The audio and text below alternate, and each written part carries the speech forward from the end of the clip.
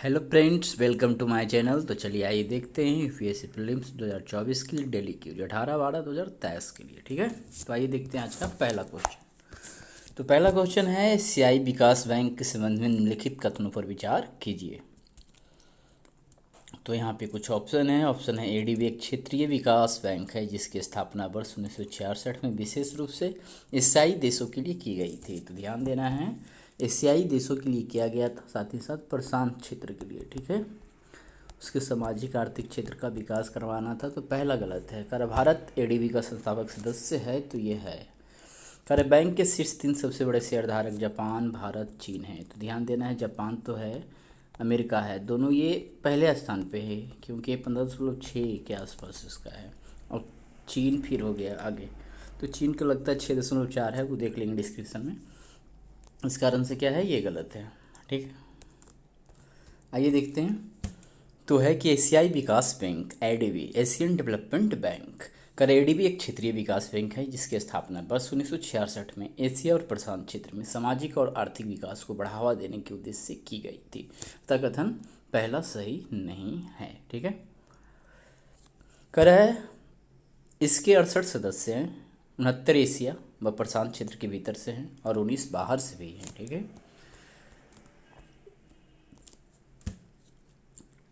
भारत एक संस्थापक सदस्य है, अतः कथन 2 सही है। कर एडीबी सामाजिक और आर्थिक विकास को बढ़ावा देने के लिए ऋण, तकनीकी सहायता, अनुदान तथा इक्विटी निवेश प्रदान करके अपने सदस्यों तथा भागीदारों की सहायता करता है। कर 31 दिसंबर 2022 तक एडीबी के 5 सबसे बड़े शेयरधारक जापान, अमेरिका, प्रत्येक के पास कुल शेयर का 15.6%, फिर चीन है 6.4%, भारत है 6.3%, और ऑस्ट्रेलिया है 5.8%। तो एडीबी बैंक के ये 5 बड़े क्या हैं, अनुदान करता है कह सकते हैं, या शेयर धारक हैं। अतः कथन क्या है, तीसरा भी सही नहीं था। अब एक चीज़ ध्यान देना है कि एडीबी का जो मुख्यालय है मनीला में है, और मनीला कहाँ पड़ता है, फिलीपींस में पड़ता है। ठीक है, तो आइए देखते हैं आज का अगला क्वेश्चन। तो अगला क्वेश्चन है, इथेनॉल उत्पादन के संबंध में निम्नलिखित कथनों पर विचार कीजिए। भारत ने वर्ष 2023 से 20% इथेनॉल मिश्रित पेट्रोल की शुरुआत की है और इसे वर्ष 2025 तक पूरे देश में विस्तारित करने का लक्ष्य रखा है। तो ये बात सही है। अनाज से इथेनॉल का उत्पादन शीरा की तुलना में अधिक होता है, यानी मोलासेस बोलते हैं शीरा को, तो उससे अधिक जो है अनाज से इथेनॉल पैदा हो जाता है। ठीक है ना, तो ये भी सही है, ऑप्शन सी करेक्ट हो जाएगा। ठीक है, तो आइए देखते हैं इसका डिस्क्रिप्शन।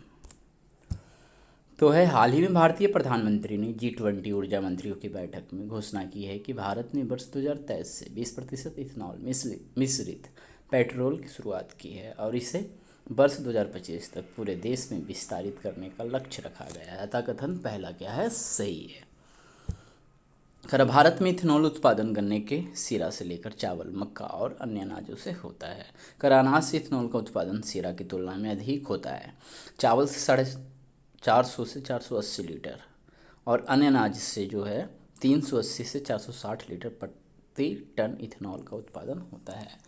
यानी कि 1000 किलो में क्या है, 450 से 480 यदि चावल से उत्पादन करते हैं तो इतना लीटर प्राप्त इथेनॉल हो सकता है, और अन्य अनाज से करते हैं तो औसतन है यहाँ 380 से 460 लीटर तक। ठीक है, चलिए तो आगे देखते हैं अगला क्वेश्चन।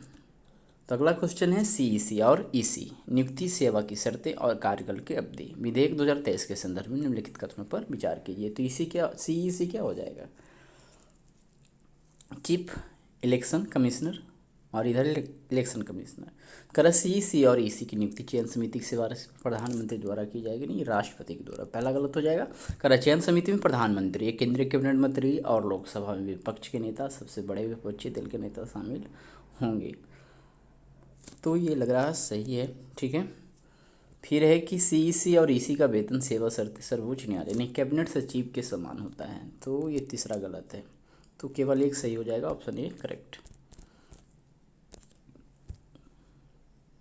तो राज्यसभा ने हाल ही में मुख्य चुनाव आयुक्त और अन्य चुनाव आयुक्त नियुक्ति, सेवा की शर्तें एवं कार्यकाल की अवधि विधेयक 2023 को मंजूरी दे दी है, जो मुख्य चुनाव आयुक्त तथा चुनाव आयुक्तों की नियुक्ति के प्रक्रियाओं की रूपरेखा तैयार करता है। प्रमुख विशेषताएं क्या है? करैया विधेयक, चुनाव आयोग, चुनाव आयुक्तों की सेवा की शर्तें और व्यवसाय का संचालन, अधिनियम 1991 का स्थान लेता है। का यह सीईसी और ईसीएस की नियुक्ति, वेतन एवं निष्कासन से संबंधित है। ठीक है, चलिए आगे देखते हैं। नियुक्ति की प्रक्रिया, कार्य सीईसी और ईसी की नियुक्ति चयन समिति की सिफारिश पर राष्ट्रपति द्वारा की जाएगी। अतः कथन पहला सही नहीं है। कार्य चयन समिति में प्रधानमंत्री, एक केंद्रीय कैबिनेट मंत्री और लोकसभा में विपक्ष के नेता, सबसे बड़े विपक्षी दल के नेता शामिल होंगे। अतः कथन दूसरा सही है। कार्य समिति में कोई पद रिक्त होने पर भी चयन समिति की सिफारिश मान्य होगी। वेतन एवं शर्त में परिवर्तन क्या है? कार्य सीईसी और ईसीएस का वेतन एवं सेवा शर्तें कैबिनेट सचिव के समान होगी। वर्ष 1991 के अधिनियम के तहत इनका वेतन सर्वोच्च न्यायालय के न्यायाधीश के वेतन के बराबर था। अतः कथन 3 सही नहीं है। चलिए आगे देखते हैं। भारत में तस्करी से संबंधित संवैधानिक एवं विधायी प्रावधानों के संदर्भ में निम्नलिखित कथनों पर विचार कीजिए। ठीक है, तो यहाँ पे है भारतीय संविधान का अनुच्छेद 25 मानव तस्करी और बेगार पर रोक लगाता है। तो ध्यान देना है कि अनुच्छेद 23 हो जाएगा यहाँ पे, 25 नहीं। ठीक है, करा अनैतिक तस्करी रोकथाम अधिनियम 1956 प्राथमिक कानून के रूप में कार्य करता है, जिसका उद्देश्य विशेष रूप से व्यावसायिक यौन शोषण के लिए तस्करी को रोकना है। तो शायद दूसरा तो लग रहा है सही है। ठीक है, फिर है यौन अपराधों से बच्चों का संरक्षण, पॉक्सो अधिनियम 2012 यौन उत्पीड़न की स्पष्ट परिभाषा प्रदान करता है। नहीं, तो इस कारण से ये गलत है, ये गलत है। केवल एक यहाँ भी सही होना चाहिए, ऑप्शन ए करेक्ट हो जाएगा था। कितने सही है ये पूछ रहा है ना। तो आइए देखते हैं भारत में तस्करी से संबंधित संवैधानिक एवं विधायी प्रावधान। संवैधानिक निषेध क्या है? कार्य भारतीय संविधान का अनुच्छेद 23 जो है मानव तस्करी और बेगार बिना भुगतान की जबरन श्रम पर प्रतिबंध लगाता था। कथन एक सही नहीं है। करा अनैतिक तस्करी रोकथाम अधिनियम 1956 इमोरल ट्रैफिक प्रिवेंशन एक्ट, यह कानून विशेष रूप से व्यावसायिक यौन शोषण के लिए तस्करी को रोकने के उद्देश्य से प्राथमिक कानून के रूप में कार्य करता था। कथन 2 सही है। यौन अपराधों से बच्चों का संरक्षण पीओसीएसओ अधिनियम 2012 करा 14 नवंबर 2012 को अधिनियमित। यह अधिनियम बच्चों को यौन दुर्व्यवहार व शोषण से सुरक्षित करने हेतु समर्पित है। करा इसमें यौन शोषण के विभिन्न रूपों को स्पष्ट तौर पर परिभाषित किया गया है, जिसमें पेनिट्रेटिव और नॉन पेनिट्रेटिव मामलों के साथ साथ यौन उत्पीड़न भी शामिल है। अतः कथन सही नहीं है। चलिए आगे देखते हैं। आगे क्या है? प्रतिकारी कर्तव्य काउंटर वैलिंग ड्यूटी सीवीडी के संदर्भ में निम्नलिखित कथनों पर विचार कीजिए। कारण सीवीडी निर्यातित वस्तुओं पर लगाया जाने वाला शुल्क है। तो ध्यान देना है कि सीवीडी जो है आयातित वस्तुओं पर लगाया जाता है, निर्यातित पे नहीं। तो पहला कथन गलत है। करा विश्व व्यापार संगठन अपने सदस्य देशों द्वारा सीवीडी लगाने की अनुमति देता है। तो ये कथन सही है। करा व्यापार उपचार महानिदेशालय डीजीटीआर प्रतिकारी कर्तव्यों के प्रशासन के लिए एक राष्ट्रीय प्राधिकरण है। तो ये भी सही है, ऑप्शन सी सही होना चाहिए। ठीक है, चलिए तो आइए देखते हैं इसका डिस्क्रिप्शन। डिस्क्रिप्शन में है प्रतिकारी शुल्क। ठीक है, सीवीडी आयातित वस्तुओं पर निर्यातक देश में इन वस्तुओं के उत्पादकों को दी जाने वाली सब्सिडी की भरपाई के लिए लगाए जाने वाले शुल्क है। तक कथन एक सही नहीं है। अगर सीवीडी एक उत्पाद के घरेलू उत्पादकों और एक ही उत्पाद के विदेशी उत्पादकों के बीच प्रतिस्पर्धा को समतुल्य करने के लिए है, जो अपनी सरकार से प्राप्त सब्सिडी के कारण इसे कम कीमत पर बेच सकते हैं। अगर विश्व व्यापार संगठन WTO अपने सदस्य देशों द्वारा प्रतिकारी शुल्क लगाने की अनुमति देता है। तो कथन दूसरा भी सही है। ठीक है, चलिए आगे देखते हैं। WTO का SCM समझौता, WTO का SCM समझौता करा विश्व व्यापार संगठन WTO का सहायकी तथा प्रतिकारी उपायों का समझौता दो मुख्य पहलुओं का समाधान करता है, जिनमें सहायकी के संबंध में बहुपक्षीय नियम एवं सहायकी युक्त आयात से होने वाली क्षति से बचाव के लिए प्रतिकारी उपायों का उपयोग शामिल है। अतः कथन दूसरा सही था। चलिए आइए देखते हैं आज का अगला क्वेश्चन। तो अगला क्वेश्चन कुछ ऐसा है कि ग्लोबल कूलिंग प्रतिबद्धता के संबंध में निम्नलिखित कथनों पर विचार कीजिए।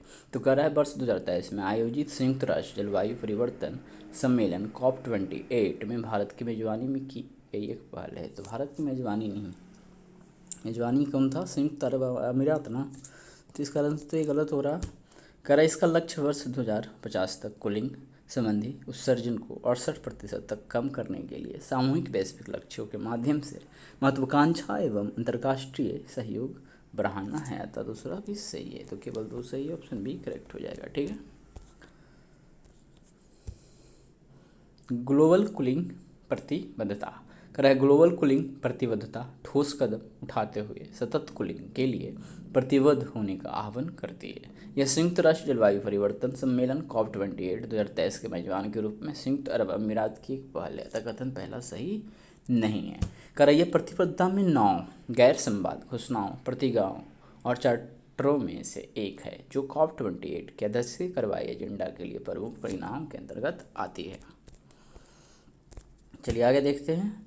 इसका लक्ष्य सामूहिक वैश्विक लक्ष्यों के माध्यम से वर्ष 2050 तक कूलिंग संबंधी उत्सर्जन को आज की तुलना में 68% तक कम करना, वर्ष 2030 तक सतत कूलिंग तक पहुंच में उल्लेखनीय वृद्धि करना एवं नए एयर कंडीशनर की वैश्विक औसत दक्षता में 50% की वृद्धि करना है। अतः कथन दो सही है।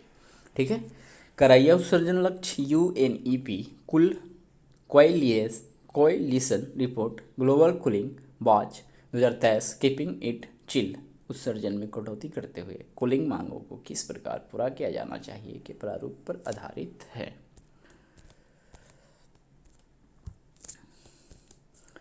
अंतर्राष्ट्रीय सौर गठबंधन के संबंध में निम्नलिखित कथनों पर विचार कीजिए।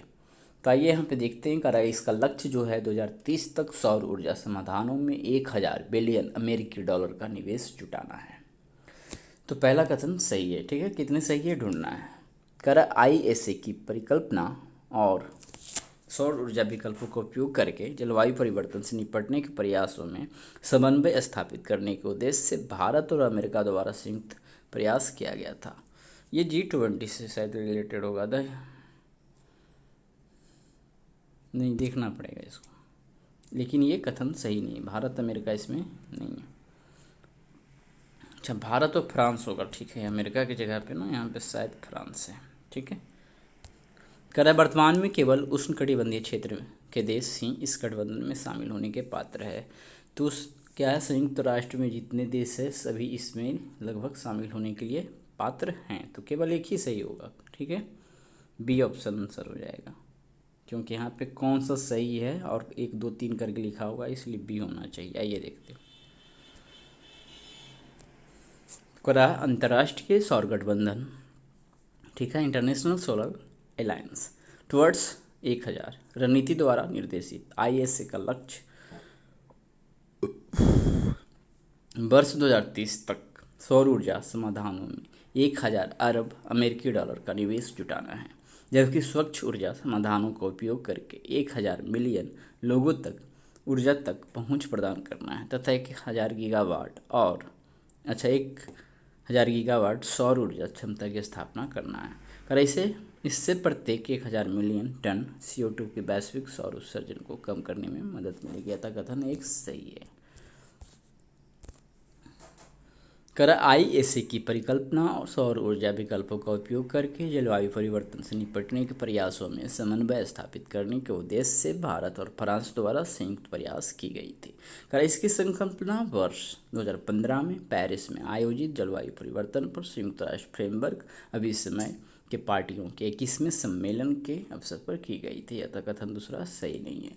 कर वर्ष 2020 में इसके ढांचागत समझौते में संशोधन के बाद संयुक्त राष्ट्र के सभी सदस्य देश अब ISA में शामिल होने के लिए पात्र हैं। वर्तमान में ISA फ्रेमवर्क समझौते पर हस्ताक्षर करने वाले देशों की संख्या 116 है। कर जिनमें से 94 देशों ने इसके पूर्ण सदस्य बनने के लिए अनुसमर्थन हेतु तो आवश्यक दस्तावेज जमा कर दिए हैं। अतः कथन तीसरा सही नहीं है, ये भी सही नहीं है। आइए देखते हैं आज का अगला क्वेश्चन। वैश्विक जैव ईंधन गठबंधन के संबंध में निम्नलिखित कथनों पर विचार कीजिए। कर इसे हाल ही में दुबई में 2023 में आयोजित COP28 में लॉन्च किया गया था। ठीक है। तो COP28 संयुक्त अरब अमीरात में हुआ है, तो हो सकता है सर दुबई में हुआ हो, ये ध्यान नहीं है। लेकिन ये जो है वैश्विक जैव ईंधन गठबंधन जो है ये हुआ था G20 2023 में। ठीक है। नवंबर के आसपास हुआ था, तो इस कारण से गलत है। कर विश्व आर्थिक मंच, विश्व बैंक और एशियाई विकास बैंक वैश्विक जैव ईंधन गठबंधन के सदस्य हैं, तो ये सही है। तो ऑप्शन बी करेक्ट हो जाएगा। कर वैश्विक जैव ईंधन गठबंधन। कर जैव ईंधन कार्बनिक पदार्थों के उपयोग से तैयार किया जाता है। और विभिन्न प्रकार के परिवहन के लिए कम उत्सर्जन वाले ईंधन का विकल्प प्रदान करता है। वैश्विक जैव ईंधन गठबंधन सितंबर 2023 में, अच्छा ठीक है, सितंबर में हुआ था, नवंबर नहीं, सितंबर 2023 में भारत में G20 शिखर सम्मेलन में लॉन्च किया गया था। अतः कथन पहला सही नहीं है। सतत जैव ईंधन के उपयोग का विस्तार करने के उद्देश्य से यह विश्व आर्थिक मंच, विश्व बैंक और एशियाई विकास बैंक सहित 19 देशों और 12 अंतर्राष्ट्रीय संगठनों को एकजुटता करता है। अतः कथन दूसरा सही है।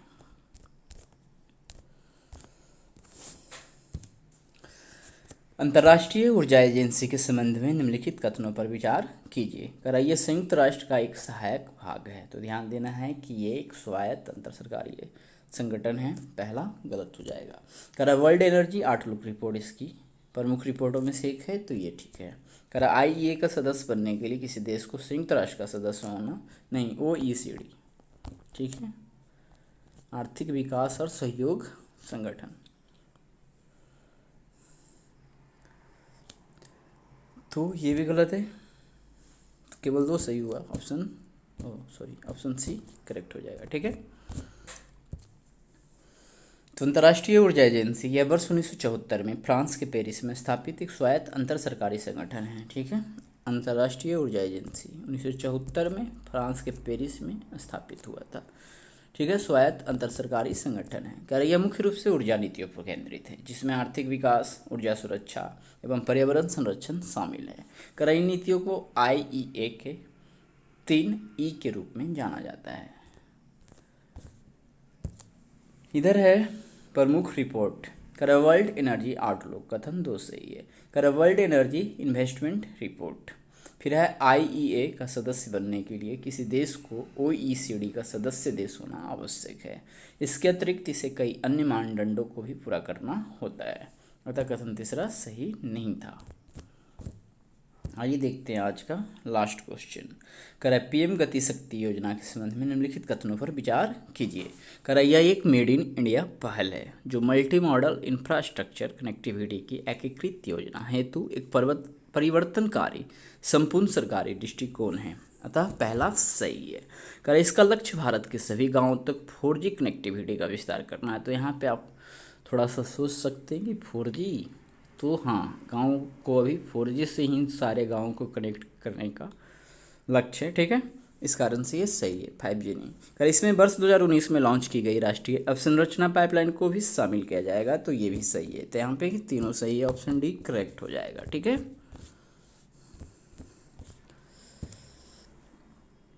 तो PM गति शक्ति योजना यह एक मेड इन इंडिया पहल है जो आर्थिक पक्ष और सामाजिक बुनियादी ढांचे के लिए मल्टी मॉडल इंफ्रास्ट्रक्चर कनेक्टिविटी की एकीकृत योजना हेतु परिवर्तनकारी संपूर्ण सरकारी दृष्टिकोण है, जिससे लॉजिस्टिक्स दक्षता में सुधार होता है। तो कथन पहला सही है, ठीक है।